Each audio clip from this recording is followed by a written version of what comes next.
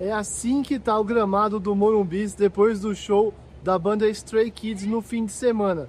Terça-feira o palco ainda está sendo desmontado e o São Paulo joga na quinta-feira à noite. Então, 2 dias aí para conseguir tapear um pouco, porque o gramado não vai estar nas condições ideais para a partida do Tricolor contra o Alianza Lima pela Libertadores. Esse buraco aqui, ó, que vocês estão vendo, é bem na grande área aqui do lado aonde fica a torcida organizada do São Paulo. Então as condições de fato não serão as melhores, mas dá uma olhada aí como é que tá.